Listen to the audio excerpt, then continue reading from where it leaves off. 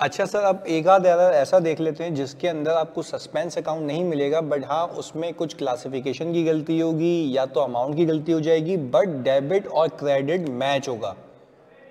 यानी अगर मैं कह रहा हूँ कि भाई एक चीज़ पीपी में कैपिटलाइज होनी चाहिए थी, वो गलत जगह चली गई है, तो जाहिर सी बात है डेबिट तो हुआ है, सेम अमाउंट से हुआ है, क्रेडिट भी हुआ है, पर वो गलत क्लासीफाई हो गया है। फर्क कितना है, आए देखते हैं। वो क्या ये रहा है, while reviewing the draft financial statements of Sky Electronics for the year ended 31 December 2017, following errors have been identified। पहला बोलता है computer costing ₹2,40,000 purchase on September 1, 2017, year end 31 December, for office use were debited to purchase account.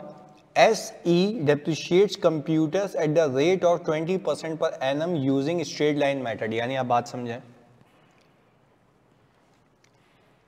पहले ये देख लेते हैं बनी क्या। टू कीप इट सिंपल, हमने कहा एंट्री ये बनी है परचेजेस डेबिट और कैश क्रेडिट, कितने से, 2,40,000 से। अच्छा अगर हम कहें, अच्छा ये हमने गलत में डाल दिया, ये हमने लिख दिया है एंट्री मेड, सही है जी। हम कह रहे हैं एंट्री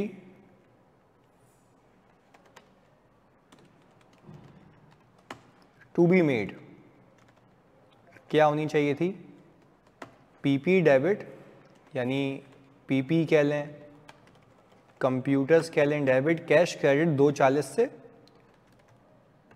और मजीद एक एंट्री बनती और अक्यूमुलेटेड डेप्रिसिएशन क्रेडिट या डायरेक्ट पीपी क्रेडिट। कितने से, लाइफ कितनी है इसकी, अच्छा 20% का रेट दिया हुआ है, और अगर सितंबर अक्टूबर नवंबर दिसंबर 4 महीने ये हो गया। अब अगर मैं आपसे पूछूं कि प्रॉफिटेबिलिटी पे क्या इम्पैक्ट है, क्योंकि आपको फाइनेंशियल्स बने बनाए मिलेंगे, क्योंकि देखो मैं आपको सोचने का तरीका सिखा रहा हूँ। आपको जो अभी फाइनेंशियल्स मिलेंगे ना बच्चों, उसके अंदर ये परचेजेस बुक हुई हुई है गलत, परचेजेस है ही नहीं है, तो है ही पीपी।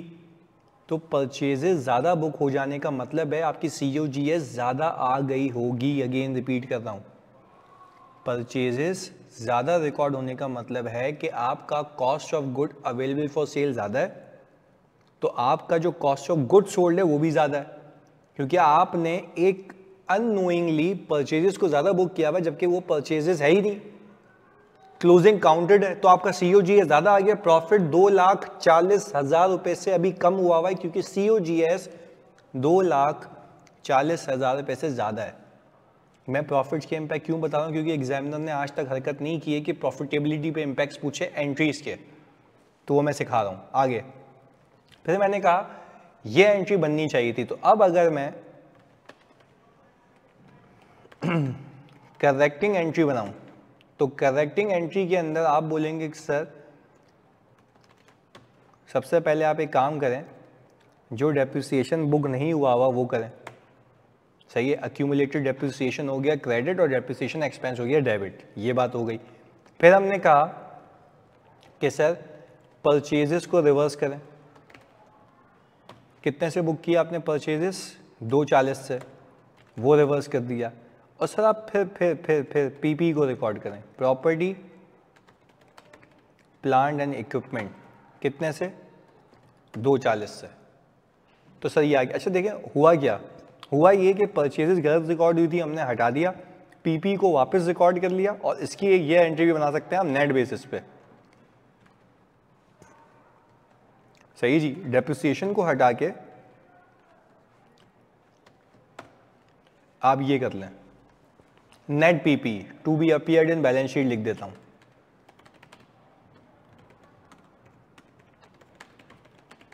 यानी आप ये कहते हैं कि भाई मैं अगर पीपी रिकॉर्ड करता 2,40 से, तो वो टेक्निकली डेप्रिसिएशन की वजह से पीपी क्या हो जाता, कम हो जाता, ये रहा। तो मेरा नेट पीपी इतने पे आता साल के आखिर के अंदर। तो अगर मैं ओवरऑल इम्पैक्ट ऑन प्रॉफिटेबिलिटी पूछूं,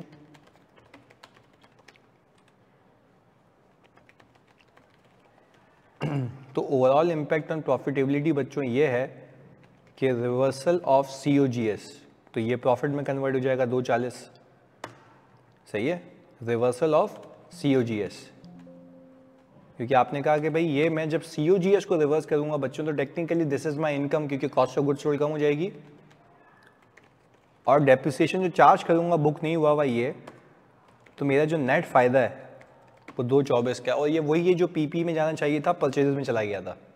बात क्लियर है? तो हमने कहा नेट इंक्रीज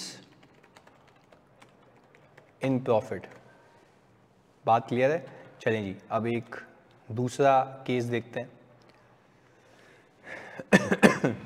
यहां पे लिखा हुआ है furniture costing rupees 1.2 million having a book value of 670 as on 31 December 2017 had already been sold on November 1. The proceeds of rupees 7 lakh were credited to sales. SE depreciates furniture at the rate of 10% per annum using straight line. 2-3 भंड मार रही, जरा देखिएगा इधर। हमने कहा पहले तो entry to be made निकालो भाई, एंट्री टू बी मेड जो बननी चाहिए,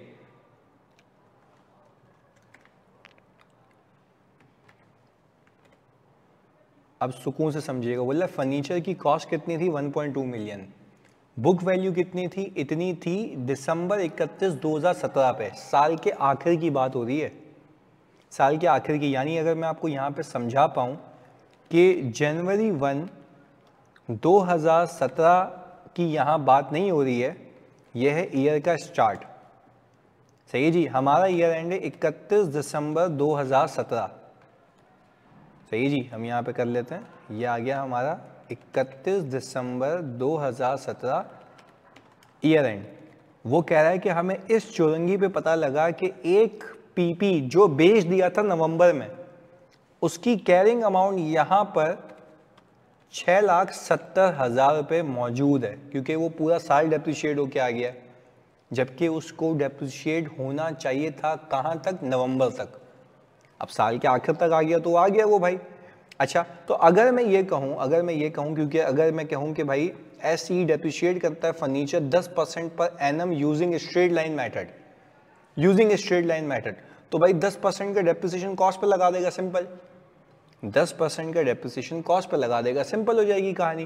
खैर, हमने 6,70,000 को, क्योंकि पूरा साल का बुक हो चुका होगा, तो हमने सिंपली ये काम किया कि अगर मैं ओपनिंग बुक वैल्यू निकालूं तो मैंने क्या किया सर, इसको मैंने किया कि भाई ये जो हमारा आंसर है वो टेक्निकली डेप्रिसिएशन के बाद है पूरे साल का। तो मेरे पास कॉस्ट कितनी है ओपनिंग, सर हमने कहा कॉस्ट हमारी है 1.2 मिलियन, इसके ऊपर डेप्रिसिएशन फॉर द ईयर जो बुक हुआ होगा वो कितना हुआ होगा भाई, इसको आपने डिवाइड कर दिया 10 से, 1,20,000, सही है जी। अच्छा, क्या मैं कह सकता हूं कि 1,20,000 ये है फुल ईयर डेप्रिसिएशन। अच्छा, कॉन्टेक्स्ट क्या है, नवंबर में एसेट बिक गया तो आखिर तक क्यों आया, इन 2 महीने का डेप्रिसिएशन ज़्यादा बुक हुआ है। तो एंट्री मेड के अंदर मैं कहूँगा डेप्रिसिएशन एक्सपेंस 1,20,000 से डेबिट, और फर्नीचर या अक्यूमुलेटेड डेप्रिसिएशन क्रेडिट कितने से, 1,20,000 से, या फर्नीचर कह लो डायरेक्ट या अक्यूमुलेटेड डेप्रिसिएशन कह लो, बात एक ही है, सही है जी। ये हुआ है। और अगर मैं कहूं ओपनिंग WDV निकालनी है, तो ओपनिंग WDV क्या रही होगी बच्चों, दिस प्लस दिस, ये ओपनिंग WDV है। कैसे निकालिए सर, हमने 6,70,000 रुपये जो क्लोजिंग WDV है उसमें 1,20,000 प्लस कर लिए, जो इसमें से डेप्रिसिएशन माइनस हुआ होगा, तो हम ओपनिंग पे आ गए। अच्छा, अब मैं आपसे ये कहूँ कि ये हो गया गेम, और इसके अलावा एक और एंट्री बनी है, वो ये बनी है कैश डेबिट, और बेवकूफ़ ने सेल्स क्रेडिट कर दी। अच्छा, proceeds of ₹700,000 was credited to sales, माशाल्लाह। वो कह रहा है कि भाई जो प्रोसीड्स आई हैं, तो जब प्रोसीड्स का जिक्र कर रहा है तो डेबिट तो सही बुक हुआ है ना, तो वो बोल रहा है क्रेडिट कहाँ फेंक दिया सेल्स में, ये एंट्री बन चुकी है। अब देखें, ये तो वो है जो काम हो चुका है। अब हम कर लेते हैं एंट्री तो ये हमने कहा एंट्री मेड, सही है जी। अब हम कर रहे हैं एंट्री टू बी मेड। अच्छा भाई, एंट्री टू बी मेड के अंदर हमने कहा डेप्रिसिएशन जो है सर, जो जायज़ बात है वो 1,20,000 डिवाइड बाई 12 इंटू 10, यानी नवंबर में बिक गया तो नवंबर और दिसंबर का डेप्रिसिएशन नहीं होना चाहिए था। तो यहाँ पे हम लिख भी देते हैं डिवाइड बाई 12 इंटू 10, और हम यहाँ पे लिख रहे हैं सर ये है 10 मंथ्स डेप्रिसिएशन। सर इसमें सस्पेंस क्यों नहीं है, डेबिट क्रेडिट बराबर है, गलत जगह पे वो अलग बात है, गलत बुक हुआ है वो अलग बात है, ये हो गया। और सर दूसरी एंट्री ये बननी चाहिए थी आपकी यहाँ पे टेक्निकली कैश डेबिट 7 लाख रुपए से, फर्नीचर क्रेडिट, सही है जी, कितने से फर्नीचर आपका क्रेडिट होता है, ओपनिंग WDV ये थी, ये आपका डेप्रिसिएशन बुक हुआ होता 690 से, ये देख लीजिए भाई, ओपनिंग WDV ये थी, 1 लाख माइनस हुआ 690 आ गया। अच्छा भाई, तो बाकी आ जाता आपका गेन ऑन डिस्पोजल, ये कहानी होती। अच्छा, अब अगर मुझे करेक्शन करनी है, करेक्टिंग एंट्री, तो सर करेक्टिंग एंट्री के लिए हमने कहा देखें कैश का तो पंगा नहीं है, कैश तो डेबिट से ही हुआ है, बराबर हुआ है, इसको हटा दें, इसको हटा दें सर। अब बारी है फर्नीचर की। पहले तो अल्लाह की कसम फर्नीचर मेरी किताबों से गया ही नहीं है और डेप्रिसिएशन ज़्यादा बुक हुआ हुआ, तो सबसे पहले मैं डेप्रिसिएशन एक्सपेंस का रिवर्सल बुक कर लूँगा, बराए मेहरबानी। कितने से ज़्यादा बुक हुआ हुआ है, देखें डेप्रिसिएशन एक्सपेंस 1,20 से बुक हुआ हुआ है, बुक होना चाहिए इतने से, आप उड़ा दें उसको 20 से डेप्रिसिएशन को, क्लियर है। अच्छा भाई, आपने डेप्रिसिएशन को रिवर्स कर दिया, आपके पास आपकी किताबों के अंदर, अगेन रिपीट कर रहा हूँ, आपके पास आपकी किताबों के अंदर एक सेल्स बुक हुई हुई है, सेल्स को रिवर्स कर लें, होनी नहीं चाहिए थी, ये आ गया, यहाँ तक भी बात समझ आती है। अच्छा, आपके पास एक फर्नीचर मौजूद है, फर्नीचर मौजूद है। अच्छा, आपके पास फर्नीचर कितने का मौजूद है? सर देखिए, फर्नीचर जो उसने बताया ना, आपके पास साल के आखिर में 670 का मौजूद है। कितने का मौजूद है? 670 का। अगेन रिपीट कर रहा हूँ, देखें आपके पास जितने पे मेरे बच्चों एक चीज़ मौजूद है उतने से हटाओगे ना, यानी या तो आप एक काम करें कि आपने डेप्रिसिएशन को, देखें आपने डेप्रिसिएशन को रिवर्स करके पीपीई को बढ़ा देना है वापस से, ऐसा ही है ना। तो टेक्निकली अगर मैं आपको करेक्टिंग एंट्री बना के दूं अलग अलग to make it easy for you, तो आप क्या करें, पहले डेप्रिसिएशन जो ज़्यादा बुक हुआ है उसको सही कर लें। आप ये करें डेप्रिसिएशन एक्सपेंस क्रेडिट कितने से भाई, 20,000 रुपये से, क्योंकि ज़्यादा बुक हुआ है ना 20 से, इसको सही कर लें, ऐसा ही है। और आपका फर्नीचर इंक्रीज हो गया। अच्छा, आपका furniture technically after this entry आपका फर्नीचर 670 से 20,000 रुपये प्लस हो गया, क्योंकि 670 कब की वैल्यू है, साल के आखिर की है। आपने इसको 2 महीने एडिशनली डेप्रिशिएट किया हुआ ना, 20,000 आपने उसको ऐड बैक कर दिया, वो यहाँ आ गया, ये सही हो गया। कैरिंग अमाउंट बिकेम 690, क्लैरिटी है, चलें ये बात हो गई।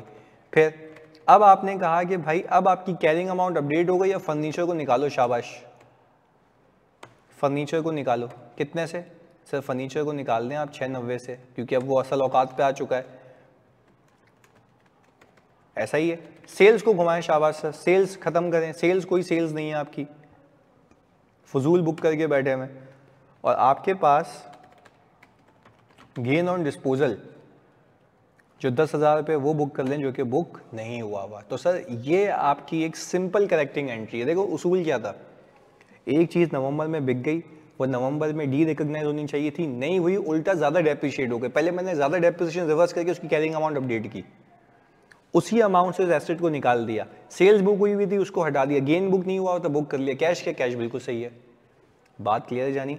तो ये थे आपके कुछ पीपीई के रिलेटेड एरर्स, जिसके अंदर अगेन मेरे बच्चों में कहूँ आपको, अगेन मैं आपको समझाऊं कि अगेन इसके अंदर कोई रॉकेट साइंस नहीं थी, कोई सस्पेंस अकाउंट नहीं था। क्यों? क्योंकि अगर मैं देखूं तो इसमें कोई डेबिट और क्रेडिट का आउट नहीं है। बात क्लियर है? मिलते हैं जी अगली क्लासों में, जज़ाकल्लाह।